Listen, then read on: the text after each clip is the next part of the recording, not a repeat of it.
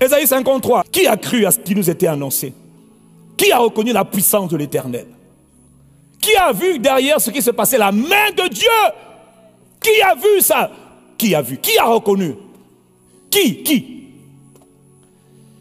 Il s'est élevé devant lui comme une faible plante, comme un rejeton qui sort d'une terre desséchée.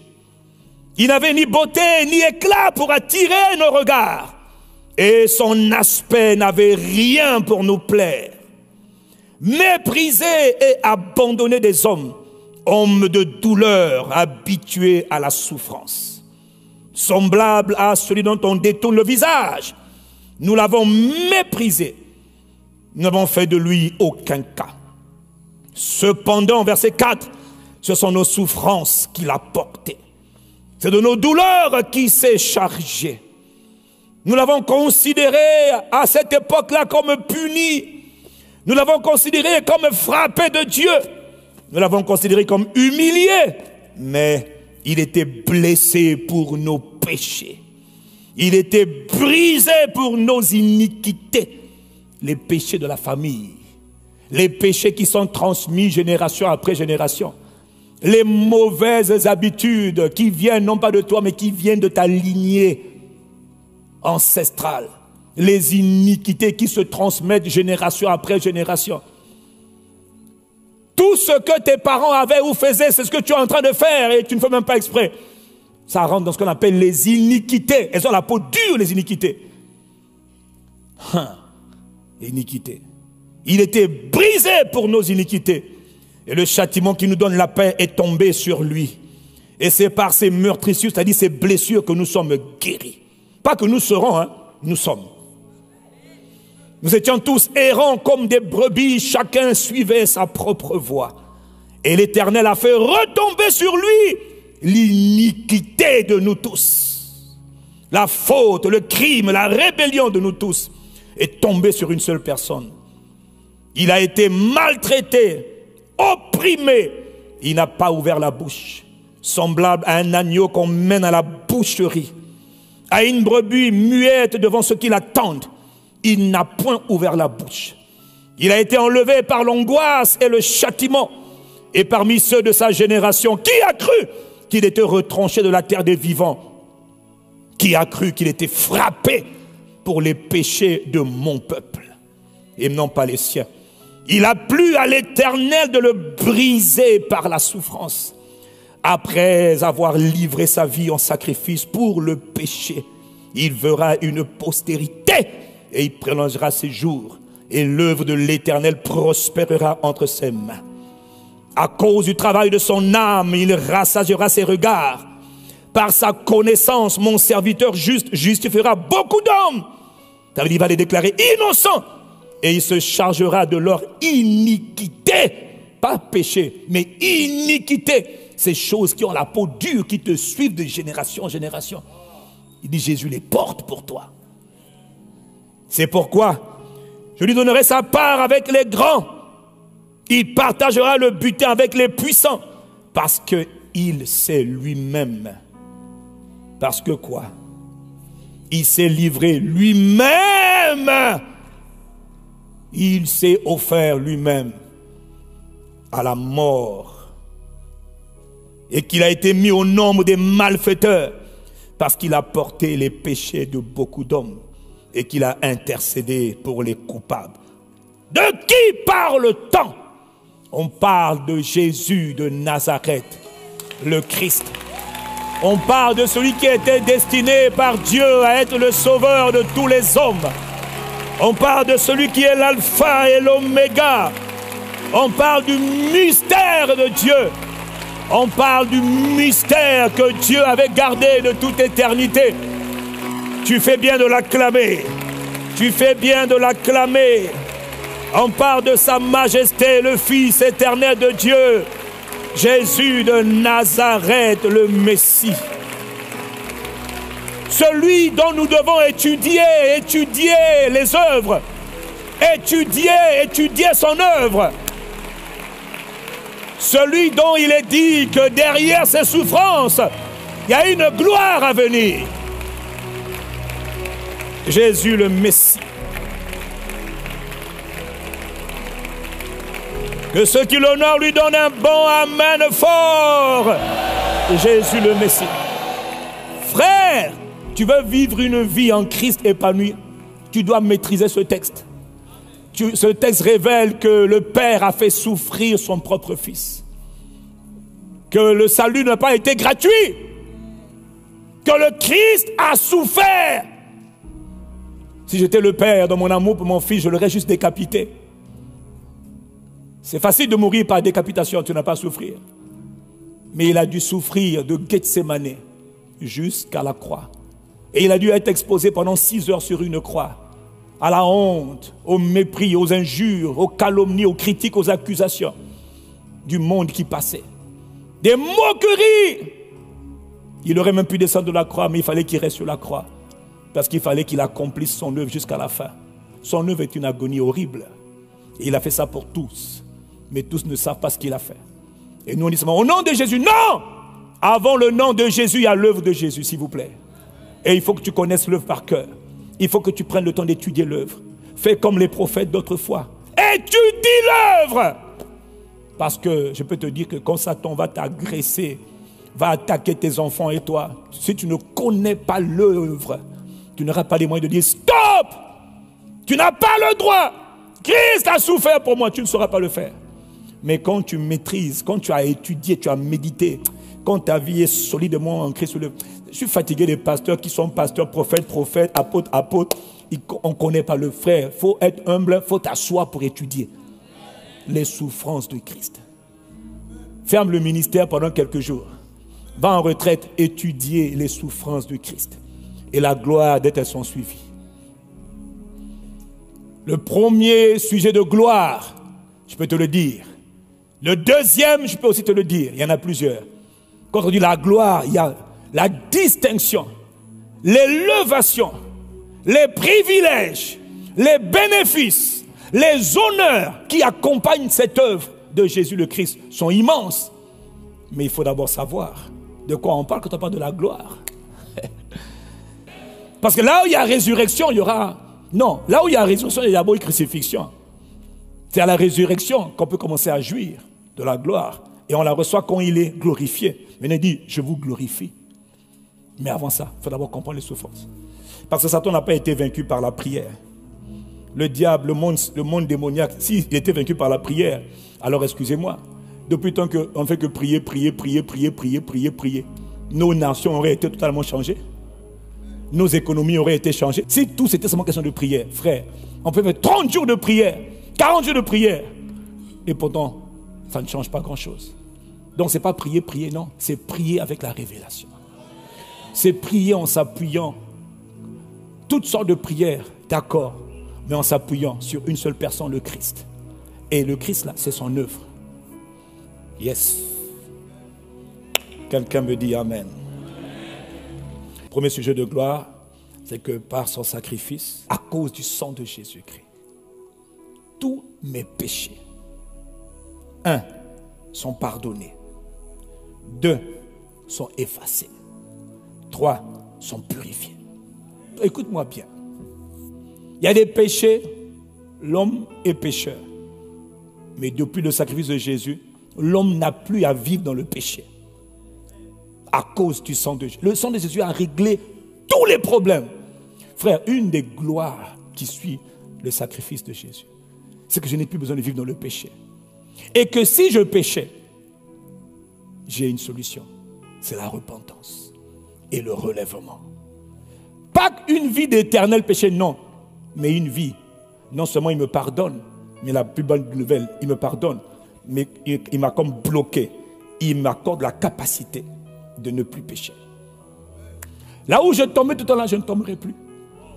Là où je chutais tout le temps, je ne chuterai plus. Mais pour ce que j'ai déjà fait de mal, son sang a la puissance de me purifier, d'abord de me pardonner et de me purifier de tout péché. Waouh! Tu te rends compte? Oh, ce qui donne à Satan le pouvoir sur ma vie, c'est mes péchés et mes iniquités. Jésus, par son sang, il vient gommer les deux. 1, mes péchés. 2, les iniquités. Waouh! Dis avec moi, waouh! Ce qui accable les hommes, ce sont les péchés. Ce qui fatigue les gens, c'est les péchés. Voilà pourquoi je voudrais te donner une bonne nouvelle, toi qui as péché. Vous savez, quand les gens pêchent et qu'ils ne se repentent pas, ils sont perdus. Mais quand tu as péché, ça peut arriver. Et que tu te repens, je te dis, le plus beau cadeau de Dieu, c'est la repentance. Ça veut dire la capacité que Dieu te donne d'avoir péché, de venir devant le trône de la grâce pour dire, Père, pardonne-moi. Je m'humilie, pardonne-moi. Et quand tu l'as fait, sache une chose, Dieu t'a pardonné. Et deux, Dieu a purifié tes péchés. Est-ce que je suis en train de parler à quelqu'un? Bon, maintenant, il y a les hommes qui ont entendu dire que tu as péché. Et maintenant, ils vont prendre les mitraillettes. Tu as péché. Oh, tu as déconné. Il y a la part de l'homme. Il y a la part de Dieu. L'homme peut faire son travail, mais ce n'est pas l'homme qui est important. Parce que l'homme n'est pas juge. Celui qui est juge des vivants et des morts, c'est Dieu. Celui qui accorde la miséricorde, c'est Dieu. Je te le dis pour que tu saches que quand tu as péché, ne fuis pas Dieu. Ne te cache pas. N'abandonne pas la maison de Dieu. N'abandonne pas les frères et les sœurs parce que tu as péché. Non. Jésus a payé de son sang pour que quand tu pêches, il y a la solution. Là où il n'y avait pas d'espoir, maintenant il y a l'espoir. Tu peux vivre en étant pardonné. Tu peux vivre en étant purifié, en étant nettoyé. Et Dieu ne te dit jamais, tu avais péché il y a 5 ans du même péché. Dieu ne dit pas ça. Dieu a effacé tes péchés. Tes péchés sont effacés. C'est les hommes qui, eux, n'effacent pas. Et ceux qui n'effacent pas tes péchés, eux-mêmes, ils ont oublié qu'ils ont aussi des péchés qui n'ont pas été effacés. Ceux qui te condamnent, laisse te condamner. Ce qui est important, c'est ta conscience avec Dieu. Est-ce que je suis en train de parler à quelqu'un? Donc, je viens pour te dire, toi qui as péché, ne fuis pas la présence et la maison de Dieu. Non, reviens dans la maison de Dieu et dis à Dieu, j'ai péché. Mais Père, j'implore les mérites, l'aspersion du sang de Jésus versé à cause de moi. Parce que, excuse-moi, s'il n'y avait pas de pécheur, il n'y aurait pas eu de sauveur. S'il n'y a pas de pécheur, il n'y a pas besoin d'un sauveur. Mais le sauveur vient pour les pécheurs. Donc là où il y a les pécheurs, le sauveur est à l'aise puisque je suis mort pour vous. J'ai versé mon sang pour vous. Ce qui est anormal, c'est qu'au bout d'un certain temps, tu dois changer maintenant, devenir pur. Mais quand tu es constamment pécheur, là maintenant il y a un problème. C'est là qu'il dit que tu méprises le salut. Tu négliges un si grand salut. Parce que Jésus a souffert horriblement. Son sang de tous côtés versé à cause de toi.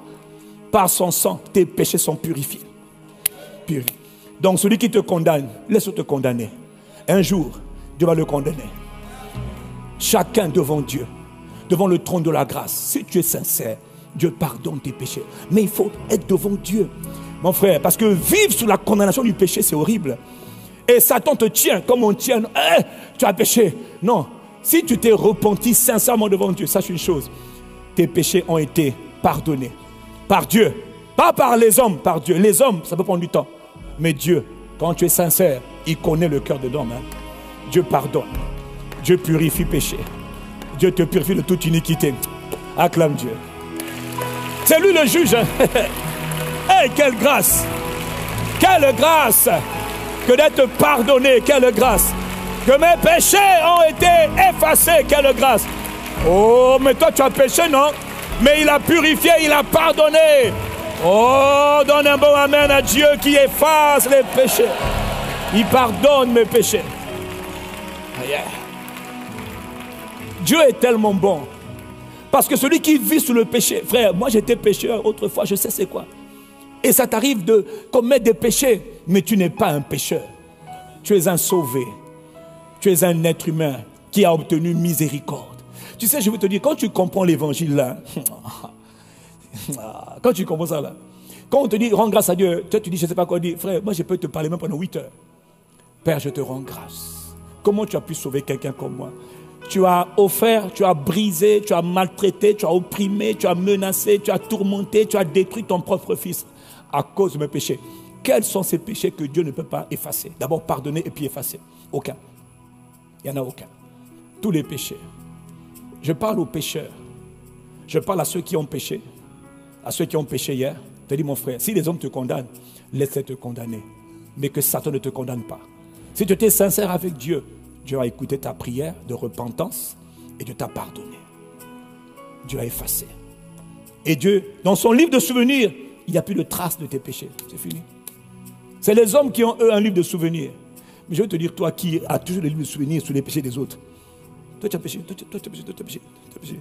Toi, là, mon frère, le jour où tu vas régler ton compte, là, tu vas faire plus fort, plus loin, plus de dégâts que tous les gens que tu as condamnés. Voilà pourquoi ce que Dieu attend de nous tous, c'est que nous tous, là, par la grâce de Dieu, nous apprenions à être miséricordieux. Et après, à vivre son péché. Parce qu'on peut vivre son péché. Yes. On peut vivre son péché. On peut vivre son péché.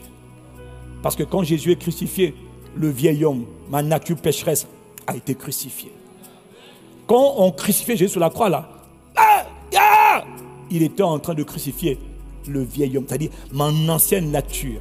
Avant que je ne devienne une nouvelle création, j'étais quelqu'un d'autre. Maintenant, je suis devenu un nouvel homme. Mais on ne te l'a pas dit et tu ne l'as pas accepté. J'accepte que je suis maintenant une nouvelle création. J'ai été purifié. J'ai été pardonné. Mes péchés ont été effacés. Que personne ne te condamne. Si vraiment tu as été sincère dans ta repentance. Partout dans le monde, dans les églises, les gens pêchent. Mais je te donne une bonne nouvelle. 1. Le sang du Christ a été versé pour les péchés que tu commets. Que ton cœur soit sincère dans la repentance. 2. Le sang de Christ a été versé pour que tu sois maintenant rendu capable de ne plus commettre les mêmes péchés. Moi, j'étais comme tous. Il y en a pour qui c'est les femmes. Moi, c'était les femmes. Frère, comment un homme comme moi, comment 31 ans plus tard, je regarde ma vie en arrière, un pétendi, comme tous les jeunes, qui veut goûter, qui veut toucher à tout. Comment Dieu peut transformer ma vie au point que 31 ans plus tard, pas coucher avec une seule, même pas bisou, une seule femme, jamais. Non, ça c'est chacun. Tu peux ne pas avoir aussi cette grâce. Moi j'ai eu cette grâce. Donc quand je pense à ma vie, tu vois que je ne sais même pas ce qu'il faut dire à Dieu. Parce que non seulement il m'a purifié de mes péchés, mais il m'a accordé la capacité. Et cette capacité est venue de la révélation. C'est quand j'ai eu la révélation, en étudiant l'écriture, il dit, hey, Seigneur, fais-moi grâce. Aide-moi à haïr les péchés que j'aime. Aide-moi. On appelle ça crier à Dieu. Ce n'est pas prier, c'est crier à Dieu. Aide-moi. Avec un cœur sincère, aide-moi, je veux plaire à Dieu. Si je ne plais pas à Dieu, je veux plaire à qui alors? Aide-moi. Ça, c'est crier à Dieu. Dieu n'est pas sourd quand tu pries. C'est quand tu dis, au nom de Jésus, aide-moi, purifie-moi. Voilà, j'ai commis l'adultère, ça fait 4 fois, 5 fois. Mais voilà, pardonne-moi. Non, là, je te parle de quelqu'un qui est vrai. Est-ce que je suis en train de parler à quelqu'un? Toi qui es jeune, toi qui es ancien, tu couches à gauche, à droite. Tu es devenu comme une garnison de démons, frère. Tu peux encore crier à Dieu. Le sang de Jésus a été versé. Il y en a, pendant que je parle, tu es carrément un hôtel qui abrite des multitudes de démons qui aiment ton corps. C'est-à-dire ton corps là ne t'appartient même plus. Ton corps appartient à des démons. C'est vrai, c'est vrai. Mais je peux te dire qu'au fond de ton cœur, il y a encore un cri qui peut monter vers Dieu. Pour dire à Dieu, sauve-moi. Par amour pour ton Fils qui a versé son sang pour moi. Par tes compassions, par le sang de ton Fils en qui j'ai cru. Sauve-moi. Sors-moi de cette vie de péché qui m'emmène à la mort. Parce que le salaire du péché, c'est la mort. Tu peux te repentir aujourd'hui. Tu peux changer aujourd'hui. Pourquoi? Le sang précieux de Jésus a été versé pour toi. Il n'y a pas quelqu'un pour qui le sang de Christ n'a pas versé. Mais chacun doit avoir la révélation. Frère, ce genre de révélation, il ne faut pas écouter une fois. Il faut rester dedans. Le sang du Christ a réglé le problème du péché. Et si le problème du péché a été réglé, ça veut dire que les conséquences du péché aussi sont réglées. Quelqu'un dit Amen. Quelqu'un me donne un bon Amen. Tu sais, le sang de Christ, c'est tout. 2. Parmi les sujets de gloire, les manifestations de la gloire, les privilèges qui suivent les souffrances de Christ. Frère, il n'y a que toi qui étais dans la masse commune. Maintenant, par le sang de Jésus, je suis sanctifié. Il te dit dans Hébreu 13, au verset 12, il dit, c'est pour cela que Jésus aussi, afin de sanctifier le peuple par son propre sang, a souffert. Écoute-moi, toi qui te bats pour je veux vivre comme tout le monde, tu ne peux pas vivre comme tout le monde. Je sais, la tendance globale, humaine, c'est de vivre comme tout le monde. Non, non, non, non, non. Par son sacrifice, par son sang qu'il a versé pour toi, Jésus te prend. Ça c'est la masse, hein, c'est la foule. Hein. Tu étais avec tout le monde là, les gens perdus, égarés, dépravés, immoraux, comme tu ne peux pas imaginer. Tous les pourris là, vous étiez ensemble. Mais par son sang, Jésus a pris. Si tu es son peuple, tu l'as reçu. Il te prend, il te sort. Il te met à part. On appelle ça sanctifié. Mise à part. Tu es avec nous? Non, non, je ne suis plus avec vous. Tu es comme nous? Non, non, je ne suis plus comme vous. Vous êtes là, moi je suis là. Je le dis avec humilité. On est ensemble, on n'est plus ensemble. Non, on n'est plus ensemble. Je suis sanctifié. Je suis mis à part. Moi, mon usage, c'est pour le plaisir du Maître. Moi, mon usage, c'est pour glorifier Jésus. Moi, mon corps, c'est pour faire plaisir à Dieu. Moi, mon corps, c'est pour glorifier mon Dieu. Je ne peux plus être ce que j'étais hier. Mais comment tu as fait ça là? Ce n'est pas par mes efforts, c'est par le sang précieux de Jésus en qui j'ai cru. Autrement dit, le sang de Jésus, hein, frère, c'est un sang qui est puissant. C'est un sang qui parle. Mais le sang d'un homme contient la vie d'un homme. Dans le sang, il y a la puissance. Dans le sang, il y a de la puissance. Dans le sang, il y a la force. Dans le sang, il y a la capacité de transformer un homme. Mais qu'est-ce que tu crois? Le sang de Christ, c'est la vie de Christ. Il dit, par son sang, il m'a sanctifié. Il m'a mis à part. Donc ne me demandez pas d'être comme tout le monde. Je ne suis pas comme tout le monde. Tu n'as pas à être comme tout le monde. Tu es différent. Dis avec moi, je suis différent. Je ne t'ai pas entendu. Pourquoi? Parce que je suis sanctifié. Mis à part pour le plaisir de mon Maître. Mis à part pour briller. Mis à part pour éclairer le monde. Mis à part pour rayonner, pour briller. Mis à part pour impacter le monde. Sans effort, mis à part. Yes. Mais qu'est-ce qui te donne le droit de dire que tu es mis à part? Le droit de dire que je suis mis à part m'a été donné par Jésus en qui j'ai cru. Et qui a versé son sang pour moi. Ne me traite pas comme les autres, je suis différent. Et j'assume ma différence. Je ne peux pas être comme tout le monde. Je ne suis pas né pour être comme tout le monde. Je suis mis à part. Je suis utilisé par mon Dieu, le Dieu vivant. Si tu ne comprends pas ça, Satan va toujours te dire, tu n'es pas différent, tu es différente. Quel est ton âge? On s'en moque de l'âge. C'est quelqu'un est en Christ. Il est une nouvelle création. Les choses anciennes sont passées. Et voici toutes choses sont devenues nouvelles. Et avec moi, je suis différent. Par le sang de Jésus. Tout est dans le sang de Jésus. Pas par mes diplômes. Pas par mes... Non, c'est par le sang de Jésus qui parle en ma faveur. Que le sang de Jésus te sanctifie comme jamais aujourd'hui. Que le sang de Jésus te sanctifie, qui te mette totalement à part. Dans ta famille, que le sang de Jésus te mette à part. Dans le monde spirituel, que par le sang de Jésus, tu jouisses de ta mise à part. Ça veut dire quoi? Ça veut dire que toutes les limites qui avaient été imposées à ta famille, tu es mise à part.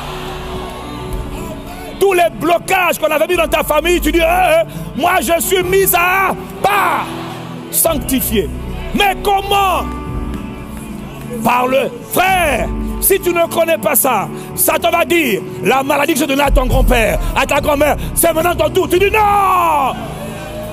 Les bâtons, les billes-cocos, c'était pour toi, tu dois porter. Ils vont te faire la guerre. Il y en a qui vont subir les assauts de Satan. Tu fais des songes, on te dit, prends, c'est toi qui devais hériter de toute la famille. Tu dis, je ne peux pas. Tu dis, tu vas le faire. Tu dis, je ne peux pas. Sur quoi tu t'appuies, toi? Quel est ton argument? Quelle est ta plaidoirie? Tu dis, j'ai été sanctifié. Oh, acclame Jésus. Jésus. Je suis sanctifié. Ma soeur, si tu as des enfants, mon frère, tu as des enfants, toi qui as été sanctifié par le sang de Jésus, un parent, sache-le, étant conscient de la sanctification par le sang, le papa, la maman des enfants, peut dire, mes enfants là, que Satan veut réclamer, je me tiens dans la présence de Jésus qui a versé son sang. Je déclare, moi aussi, mes enfants sont mis à part. Mais il faut dire, c'est par le sang de Jésus.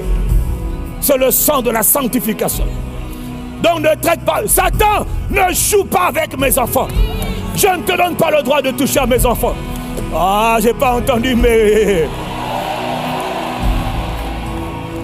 Toi qui as peur, est-ce qu'il y en a, tu as peur que le malheur arrive à tes enfants?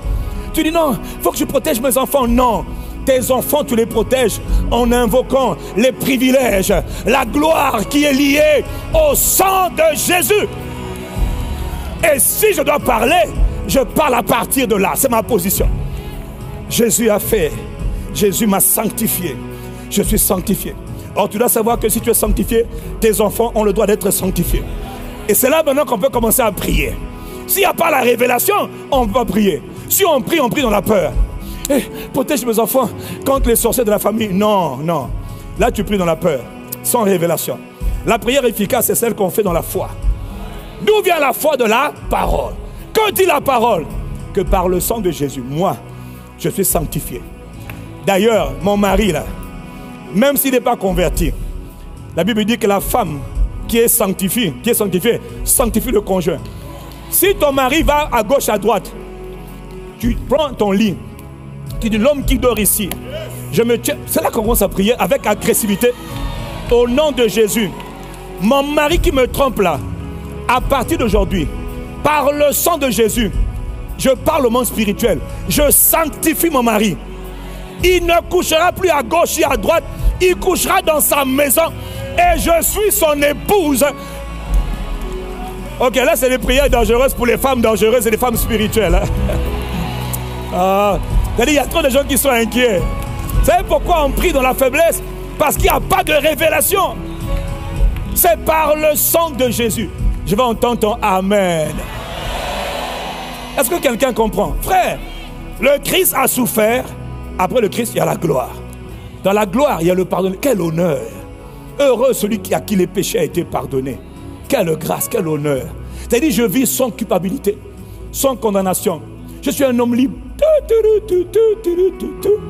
Si je pêche, Père, pardonne-moi. Le sang de Jésus a été versé pour moi. Je suis sincère, Père, purifie-moi. Ah non, vous blaguez. Écoutez, dis avec moi le sang de Jésus. Le sang de Jésus. Non, vous blaguez. Le sang de Jésus. Vous blaguez. Le sang de Jésus. C'est la stratégie de Dieu pour te protéger, pour te faire du bien, pour te bénir. C'est le sang de son Fils. Le sang du sacrifice de son Fils. Toi, tu laisses le sacrifice. Tu commences à aller chercher des prières bêtes. Toute prière s'appuie sur le sacrifice. Et quand tu parles dans le monde spirituel, Satan n'a pas été vaincu par la prière. Il a été vaincu par les paroles qui s'appuient sur le sang de Jésus. Il a été vaincu à cause du sang de Jésus. Et à cause de la parole de ton témoignage. Et la parole, c'est là maintenant qu'on dit je prie. Mais je prie en sachant que Satan a été défait, humilié, dépouillé. Satan connaît la puissance qui est dans le sang du Christ. Parce que c'est le sang du sacrifice. Le monde spirituel, c'est un monde où on ne fait que des sacrifices. Voilà pourquoi, quelle que soit la taille des sacrifices qu'ils ont fait contre toi, si tu es conscient de la taille, de la puissance du sacrifice de Jésus en ta faveur, tu peux devenir inarrêtable. Et si tu es quelqu'un qui toi-même comprend comment tu dois t'offrir en sacrifice à Dieu, tu vas les faire souffrir. Est-ce que je suis en train de parler à quelqu'un? Quelqu'un me dit Amen.